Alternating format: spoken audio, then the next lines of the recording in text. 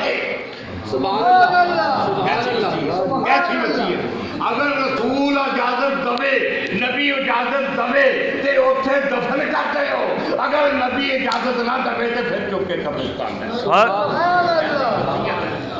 ہن دیکھنا ہے یار، نقطے دی گل دیکھنا ہے کہ صدیق اکبر تو جنتی کیا اللہ اللہ اللہ، جنہوں سبحان قرآن جنتی کہہ رہے ہیں بے شک بے کہ شک، جیڑے چکن والے سی صدیق اکبر نو، سبحان اللہ، وہ بھی تے شرم مشرا والے تھی۔ بے شک۔ چکن والے کون تھی؟ جنتی۔ خیبر والے، بدر والے، احد والے، نہ۔ نبی دے نال بیٹھن والے، اٹھن والے، نبی دے نال چلن والے۔ سبحان اللہ۔ لیکن تاریخ دے ہاتھ کھڑے ہے کہ تاریخ نے ایک صحابی بھی بیان کیتا کہ کسے صحابی نے کیا ہو بھئی یار عقل کرو، ہوش کرو، کی کر لگے ہو، قبر تے کیوں کھان لگے ہو، کسے زندہ کو لے جاؤ۔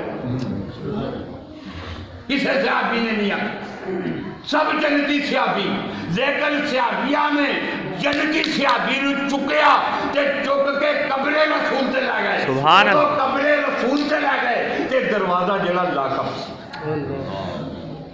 کسی نے طلب نہیں کی تھی پیری چابی یہ سنبھال کرنے والا کتنے ہے، صفائی کرنے والا کتنے ہے، دھیان کرنے والا کتنے ہے، رہن والا کتنے ہے، اور کوئی نہیں، بلکہ جا کے رکھ دیتا جدو صدیق اکبر تے جسد فاقی نو رکھ دیتا قبر رسول دے اتے آگیا یا رسول اللہ فدا کا ابی و امی، ساڈے ماں باپ تہاڈے قدماں تو قربان ہو، تہاڈا غلام آ گیا ہے، اگر اجازت دیو تے ایتھے دفن کر دئیے، اگر نہیں اجازت تے چک کے لے جائیے۔ سبحان اللہ۔